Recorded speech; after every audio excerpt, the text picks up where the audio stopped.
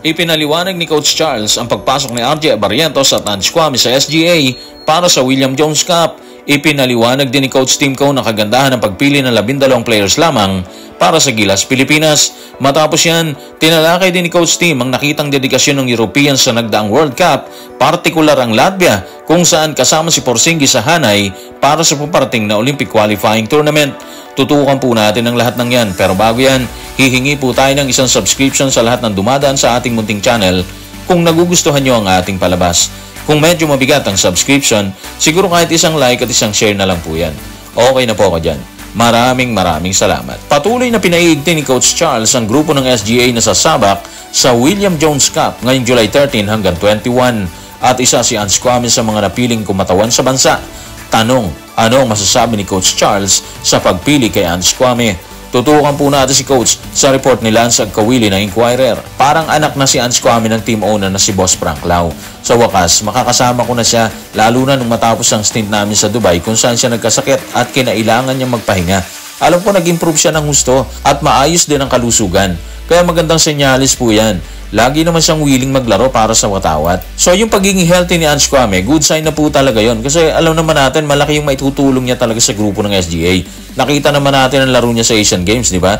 Sa tingin ko nga dati, isa rin yung naging stint niya dito sa Asian Games. Bakit siya natipuhan talaga ng UB Chartres Metropole dito po sa France, kung saan meron siyang average na 10.2 points, 6.2 rebounds, at 1.7 blocks sa loob po yun ng 22 na bakbakan. Malaki yun, di ba? At sigurado tayo na matatranslate niya po yan yung performance niya dito sa Europe patungo sa William Jones Cup. Makakasama niya sa lineup, by the way guys, si Kiefer Ravena, Jordan Heading, Kaylan Chongson at si dating import or si dating SMB import Chris Makala na nanggigigil din para maging naturalized player ng Gilas Pilipinas. Medyo hindi lang siya siniswerte kasi hindi pa rin nangyayari yung kagustuhan niya mag-represent ng bansa bilang naturalized player. Bukod kay Ange Kwame, napili din ni Coach Charles ang dating Gilas player na si RJ Barrientos bilang isa sa mga player ng ating kupunan or ng SGA patungo sa William Jones Cup. At nang makausap ng media, kaagad kinumpirma ni Coach Charles na hindi na siya nahirapang kumbinsihin si RJ para samahan ng kupunan. Ano nga bang pahayag ni Coach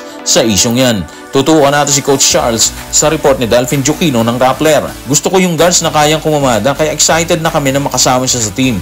Umuo kaagad siya sa pagkakataong makapaglaro para sa bansa. Okay guys, so mabilis na tinanggap ni RJ yung alok na maglaro para sa bansa. Wala naman sigurong question doon kasi malaking karangalan sa player yung mag-represent ng bansa sa international na competition, di ba? At isa pa, trabaho yon. So given na talaga na yes kaagad sila dyan, maliban na lang siguro kung may mga ilang bagay na hindi dapat or dapat i-consider etong player and of course yung kanyang mother team. By the way, si RJ sa kasalukuyan, meron siyang average na 7.8 points, 2.4 assists per game po yan sa unang season niya sa Sinshu Brave Warriors matapos lumipat sa B-League mula of course dito sa KBL. At base sa pahayag ni Coach Charles, malaki yung inaasahan nila kay RJ once na sumabak na sila sa competition ngayong July 13 to 21. Sa mga kamay ni Coach Charles, 2 beses na nating nakuha yung kampyonato sa nasabing torneo or dito sa William Jones Cup. Sa kabuuang 6 na meron po tayo At ayon na rin sa kanyang pahayag, desidido siyang sungkitin muli ang ginto. Kung desidido si Coach Charles na muling kuhanin ang kampyonato sa William Jones Cup, nagpaliwanag naman si Coach Tim Cone bakit 12 lang ang kinuhang player ng Gilas na sasabak sa Olympic qualifying tournament ngayong July 2 to 7 kumpara dati na umaabot sa 22. Ano nga bang paliwanag ni Coach Tim sa isyong yan? Tutukan natin si Coach sa report ni Michael Hugado ng Malaya. Ang maganda kasi doon, pumili kami ng 12, kumuha kami ng 12 at lahat sila, sumama sila kaya hindi na natin kailangang umabot sa 13 at ibaba sila sa 12. So parang sinasabi ni Coach Tim, mahirap kasing bawasan yon or mahirap kasing pumili kung marami, di ba? Like nung dati marami sila, umabot sila hanggang 22 players. So parang lahat naman ng pinili, nag-perform sa practice, lahat ng 22 players na yon. Lahat sila may pinakita sa coach para piliin sila, di ba? Kaya parang ang hirap-hirap na pumili. Eh kung 12 lang talaga sila, yun na yun. Wala nang gugulo sa isip ng coach na dapat si ganito or dapat si ganon kasi mas maganda ang pinakita ni ganon, di ba?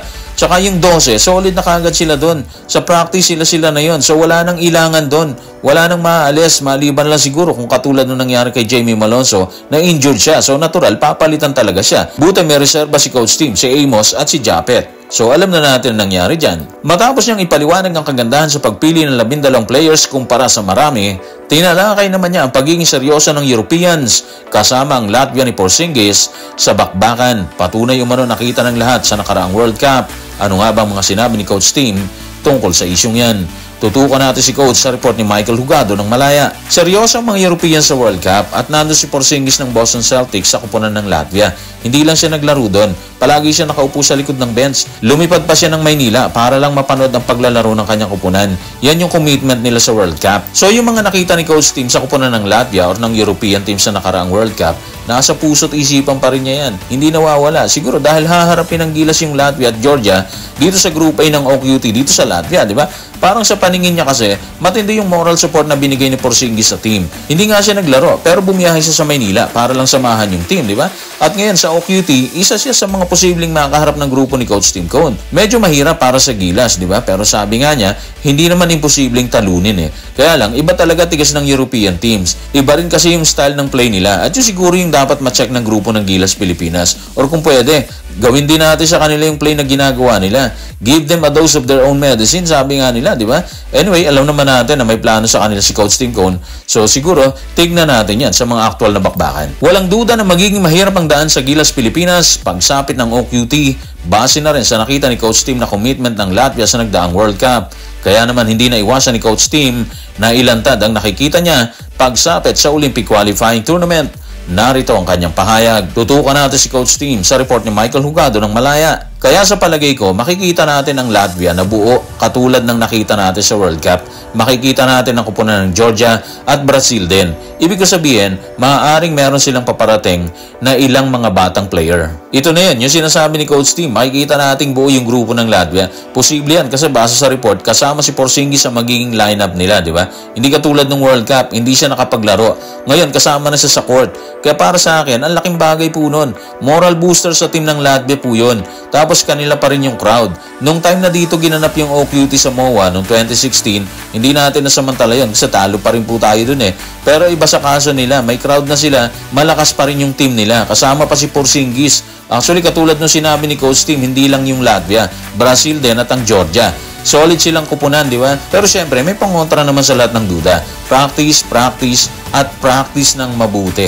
Yun lang naman ang magiging bala nila dun eh. Kasama syempre yung tibay ng dibdib at paniniwalang kaya nating ipanalo yung bakbakan. So guys, maraming salamat.